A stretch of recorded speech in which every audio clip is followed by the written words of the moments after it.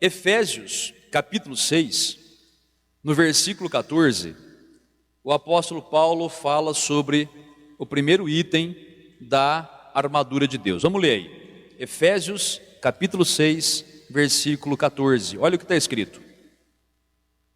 Estai, pois, firmes. Qual é a palavra agora, gente? Cingindo-vos. Nome estranho, né? Palavra cingir, cingindo. O que é isso? Depois eu vou explicar.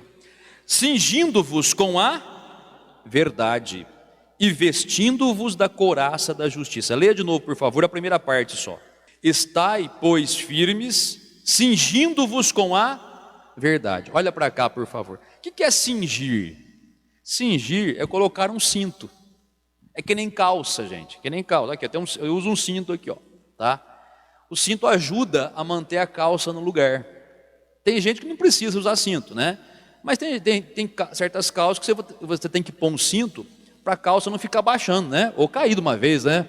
Antigamente, as calças mais largas, né? Aquelas calças social largonas, né? Você não usava cinto, a calça caía mesmo, né? E tem uns que não usam calça, você vai mexendo e a calça vai baixando, né? Até parece o cofrinho aí, né? Como se fala, né? Porque a calça fica frouxa, vamos dizer assim. Mas quando você põe um cinto, ela fica firme. Então, cingir quer dizer colocar um cinto. O cinturão era a peça que segurava, que sustentava toda a armadura. Então, se o soldado fosse colocar a armadura sem usar o cinturão, o primeiro movimento que ele fizesse, já saía tudo do lugar. A couraça saía, a espada não tinha onde colocar, porque a espada ela vai presa no cinturão, e ele ia acabar se atrapalhando na batalha.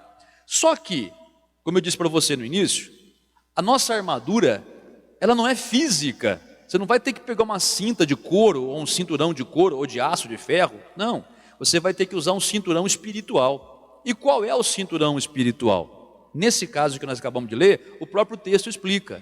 Cingindo-vos da o que, gente? Da verdade. Então, a verdade é o nosso cinturão. Tudo começa a nossa batalha para enfrentar o mal, para receber a vitória, para conquistar a vitória. Ela começa com o cinturão da verdade. E olha, cinto é algo que tem que estar bem preso no corpo. Tem que estar firme, não apertado para sufocar. Mas ele tem que estar bem justo. Quer dizer, a gente tem que ter a verdade justa com a gente. Apegados à verdade. Aí você vai perguntar, e você já sabe a resposta, é claro. Pastor, mas qual verdade? O que é a verdade? Que verdade? A própria Bíblia fala o que é essa verdade que nós temos que usar. Pega a sua Bíblia agora. Antes de você mudar de lugar, leia pela última vez o versículo 14, por favor.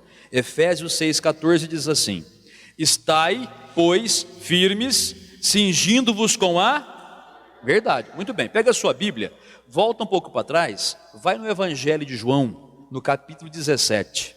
Vamos ler aí, no capítulo 17, gente, o versículo 17 também. Olha o que o Senhor Jesus disse, isso aqui é Jesus falando, tá? 17. O Senhor Jesus pede para o Pai: santifica-os na verdade. Depois ele fala: a tua, o que, gente? Palavra é a verdade. Então olha para cá, por favor. O que o Senhor Jesus diz aqui? Que a verdade é a palavra de quem? De Deus ou do Pai. A palavra, gente, a verdade que a gente tem que usar é a verdade da palavra de Deus. Tudo que está na Bíblia é a palavra de Deus. Então é com essa verdade que a gente prepara o resto da armadura. É com essa verdade que a gente se lança na batalha. Eu não posso ir para a batalha com outra verdade. Por isso que no papelzinho aqui fala, né? A verdade, no caso a palavra de Deus, nos impede de aceitar as crenças do mundo. Porque muitas coisas que para o mundo é verdade, para a gente não é. Para a gente não é. Olha, quantas vezes você já ouviu alguém falar assim: olha, ficar doente é normal. Todo mundo, vírgula, né? Os da fé não vão falar isso, mas os do mundo vão. E até evangélico tem, é normal ficar doente. Não, peraí. É normal ficar doente quando você não conhece a palavra de Deus, quando você está em pecado, quando você está teimoso com Deus, tudo bem. Agora, para uma pessoa que está firme na fé, ainda que não perfeita, mas procura com sinceridade o Senhor, procura com humildade a presença de Deus e se firmar, para essa pessoa não. Por que não? Porque a verdade verdadeira, que é a palavra de Deus, vamos dizer assim, ela diz que o Senhor Jesus já levou as nossas doenças, já levou as nossas enfermidades. Pelas suas feridas nós fomos sarados. Opa, peraí, se Jesus me curou, como é que é normal ficar doente? Não é. Ainda que a doença tente atacar a gente, aí a gente vai enfrentar a doença com a verdade. Peraí, a doença está querendo dizer que você está doente, ou sintomas, né? Dizendo que você está doente. Mas a verdade diz que você já foi sarado pelas feridas de Jesus. É isso, essa é a verdade. Essa é a verdade. Muitas vezes, os jovens principalmente, e até a gente que não é tão jovem, mas está junto, namorando, aquela coisa toda, eles têm relacionamento sexual. Eles têm relacionamento íntimo, sem estarem casados. Aí, o mundo fala, é normal ter relacionamento íntimo, é normal, todos são namorados, vão casar, né? Vai saber lá quando, né? Eles ficam na fornicação. Essa é a verdade do mundo. Mas para a gente que conhece a palavra de Deus, não é a verdade. Eu não posso aceitar isso. Quer dizer, na vida dos outros eu não tenho como impedir, né? Mas na minha vida, e na vida do meu filho, por exemplo, eu não posso impedir a vida dele, né? Mas, por exemplo, por favor, o que eu vou falar aqui não é para criticar ninguém, hein? Por favor, falar o que eu falo para você. Jamais o meu filho vai levar a namorada dele para dormir dentro de casa. Nunca. Se um dia casar, tudo bem, né? Do contrário, mas nem pensa porque a cobra vai fumar, como você fala, né? Não tem jeito. Porque eu não vou permitir mesmo prostituição dentro de casa, mas nem sonha, nem gosta, não gosta, não importa, né? Eu não falo isso com raiva, não é isso que eu estou falando, tentando passar para você. Eu estou tentando dizer para você que o mundo, a maioria, pode achar que é normal. Para mim não é, porque a minha verdade é o que está na palavra de Deus. Entendeu? Então quando a gente... Meu filho sabe disso, ele nem tenta, né? Ele nem jamais cogitou fazer uma coisa dessa, né? Agora, pelo menos em casa, né? E acredito também que procure se manter na firme, mas já é adulto, é a salvação individual e cada um vê o que faz da vida. Mas da minha parte, do que eu posso fazer, eu faço. Da minha parte, o que eu posso fazer, eu faço. Então, eu tenho que me basear na verdade, mesmo que o mundo diga o contrário.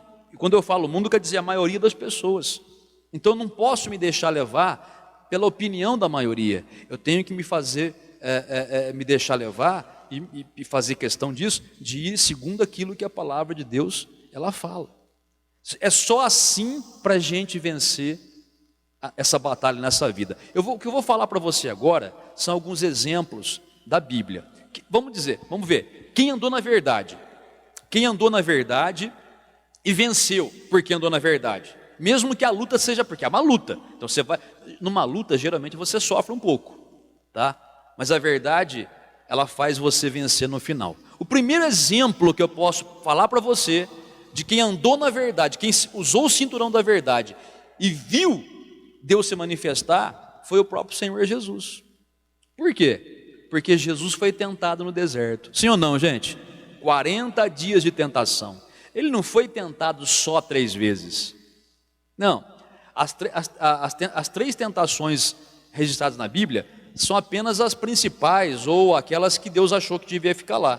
Mas em outras passagens da Bíblia, é dito que o Senhor Jesus ficou 40 dias sendo tentado no deserto. E ele foi tentado em tudo. Ali fala só 3 tentações, mas ele foi tentado no sentido de prostituição. Se foi em tudo, foi em tudo. Vício. Ele foi tentado no sentido de desistir do jejum dele. Ele foi tentado em tudo.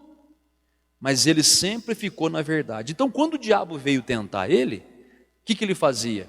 O diabo falava assim: se você é filho de Deus, manda essas pedras se transformarem em pão. E Jesus fala o quê?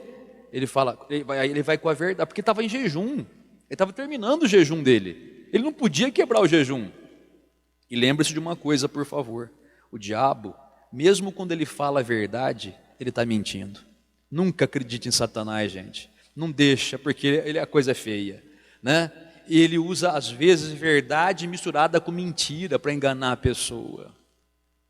E muitas pessoas caem. Então Jesus, depois no 40º dia, Jesus morrendo de fome ali, E o Satanás vem, por que você está passando fome à toa, rapaz? Você está passando fome à toa. Você é filho de Deus, você tem poder para fazer essas pedras virarem pão, pode fazer. Mas se Jesus fizesse isso, ele estava seguindo a direção do diabo, ia quebrar o propósito dele. Então o que ele fez? Ele respondeu com a verdade: nem só de pão viverá o homem, mas de toda a palavra que sai da boca de Deus. Sabe o que significa isso também? Significa o seguinte: você tem que dar mais valor para a palavra de Deus do que para as coisas materiais. As coisas materiais, elas são importantes também, elas têm a sua função na nossa vida. As coisas materiais, gente, é óbvio, não precisa nem falar. Olha, você precisa comer, vestir, morar, andar de carro, né? Porque carro hoje não é luxo, é necessidade, gente. O jeito que as cidades crescem, carro não é luxo, ele é necessidade, né? Então, tudo isso é importante, mas não é mais importante do que a palavra de Deus. Às vezes, eu estava até conversando com uma pessoa esses dias, ela falou assim: pastor, estou meio desanimado na fé. Eu vou ser sincera para o senhor, eu estou desanimado na fé. Eu falei: por quê, irmã?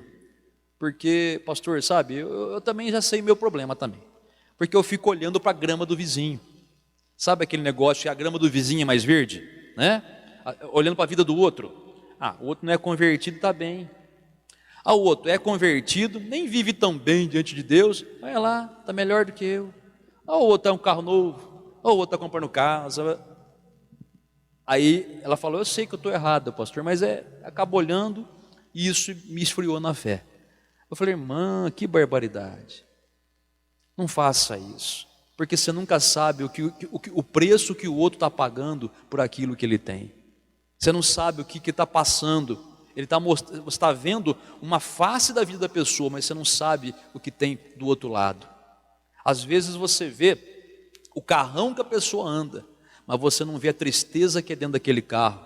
Às vezes você vê a muralha que tem a casa de uma pessoa. Às vezes só o muro da cada pessoa dá para comprar 10 casas da sua, só o muro. Mas você não sabe o tormento que está atrás daqueles muros. Muitas vezes você vê a pessoa, foi para a praia passear, aquela coisa, ficou no hotel, ninguém, para a praia não é problema hoje, qualquer pessoa pode ir, né? Ficou difícil, mas tem aquelas pessoas que vão, podendo, vá. Mas você começa a olhar, então, é macumbeiro, vai para a praia, fica no melhor hotel, aquelas coisas, mas você não sabe o que o diabo vai cobrar.